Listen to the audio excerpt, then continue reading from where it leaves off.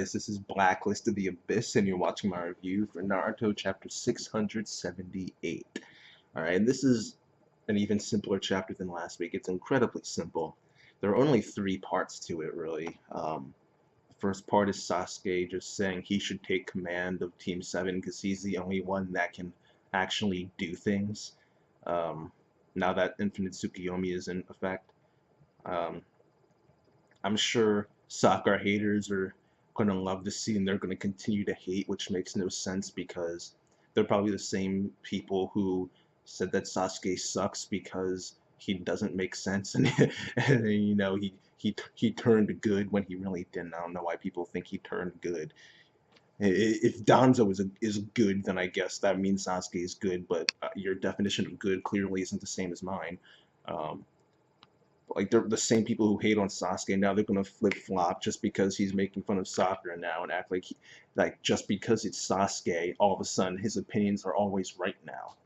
No, right? And then they're also gonna say stupid things like she like because Sakura can't defeat Madara Uchiha of all people, all of a sudden now she sucks. Well, not all of a sudden, but they're gonna say she sucks because she can't beat Madara Uchiha, which is stupid and makes zero sense.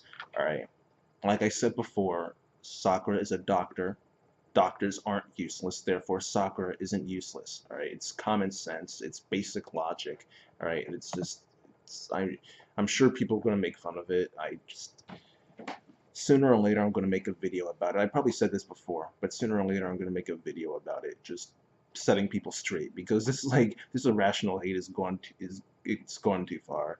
It's just it's sad when a character. Never mind. I'm not even going to get into it now because I just want to get this review done. Um, but yeah, um, that's it for that first part. Not much there in terms of importance. Speaking of not things not being important, the second part isn't important either. It's just a bunch of people's dreams. And I'll admit I thought a couple of them were funny, like Ino's. Apparently she likes Sai. I don't know where that came from, but apparently she likes Sai. At least someone cares about him. Maid Terumi's was funny too, the Mizukage, because she cares so much about being married. It was just funny. Um, I think Tsunade was jealous in the background too. I think Garas was nice. Garas was nice because he was a kid and his parents were alive. That dude who betrayed him was still alive. Naruto was a kid too. They came over and he came over. He was friends with. It was just nice, but no importance at all really. Um, so in the end, I don't really care about that either.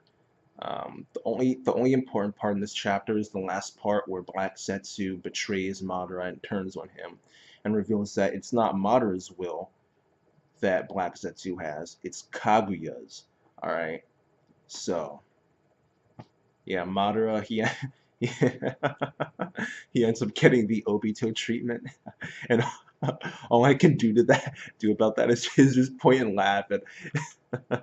All I can do about that is just point and laugh because there are so many people who made fun of Obito for the same exact thing happening to him from at the hands of Madara, and now the same thing is happening to Madara, and people are going to have to accept the fact that the same thing they made fun of Obito for is happening to him. And I know some people will probably come up with excuses. Personally, I don't think this makes Madara or Obito bad characters at all because in the end of the day, all it does is make them grow more. Um, but so personally, I don't think it makes them bad characters. But for all the people who did think it made Obito bad, now they just have to face the facts that their hero, their knight in shining armor, Madara, isn't exempt from that either. All right, so yeah, so to all those Madara fanboys out there, the hardcore Madara fanboys, the Madara tards, the Mada tards, I guess I'll call them. To all of them, all I can do is laugh. But that's really it for the chapter. There's not much to really talk about other than the Madara stuff. Kaguya is taking over Madara now, and I look forward to seeing what happens in the future. I wonder if Madara is going to turn good now because in reality, Obito was doing all this because he legitimately wanted to change the world and get rid of those flaws that cause all of the grief and sadness and stuff that just ruin people's lives. But Madara, he wanted to do that as well, but with lines like like he said in this chapter, how he's the savior of the world, makes you think like his motives weren't entirely pure.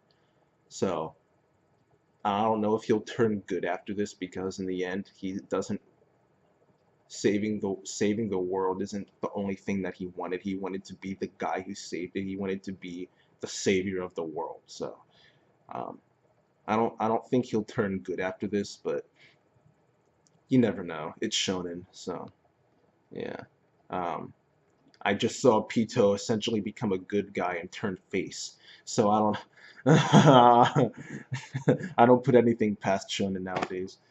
And that was coming from Hunter x Hunter, the manga slash anime that everyone says isn't even very shonen. It's that dark shonen like Attack on Titan. But yeah, there's not much really to talk about with the chapter. At this point, I'm just rambling, so I guess I'll end the review here, and I'll give this chapter a 6.5 out of 10, because it was only really the last few pages that meant anything at all.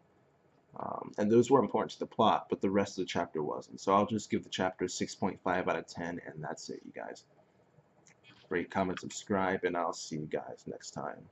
Everybody knows.